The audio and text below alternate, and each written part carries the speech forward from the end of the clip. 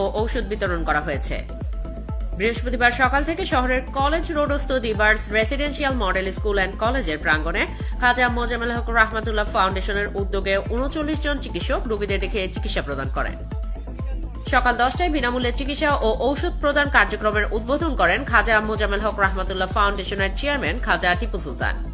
এ সময় অতিথি হিসেবে উপস্থিত ছিলেন উপজেলা নির্বাহী কর্মকর্তা মোহাম্মদ ইসলাম উদ্দিন, শ্রীমঙ্গল থানার ভারপ্রাপ্ত কর্মকর্তা ওসি মোহাম্মদ আমিনুল ইসলাম, জেমস মিল্লে চা কোম্পানির chief operating officer Tahsin Ahmed Chowdhury, grand Sultan রিসোর্টের ভাইস চেয়ারম্যান সৈয়দ কামরুজ্জামান প্রমুখ।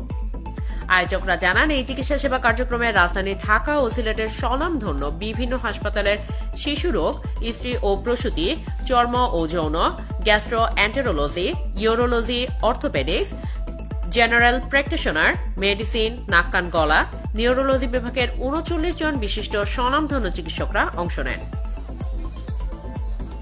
আমার হাঁটুর পায়ের গিরা ধরা, শরীরাত খুব বেশি ব্যথা কামড়া, পায়খানা কষা হয় আর মাথা ঘোরা, আমার কিছু এই প্রেশারেরও অসুবিধা আছে। ওইগুলি ডাক্তার সাহেবের বলছি, বলার পরে উনি ভালো করে দেখে আমার চিকিৎসা করিয়া কিছু ওষুধপত্র লিখে কয়েক জাতের ওষুধ আমাকে দিয়েছেন, ভিটামিন ট্যাবলেট সহকারে সম্পূর্ণ কিছু দিয়েছেন। খাজা মোজাম্মেল হক রহমতুল্লাহ ফাউন্ডেশনের 3টি কার্যক্রম নিয়ে আমরা 2001 সাল থেকে এটার আমাদের কার্যক্রম শুরু হয়।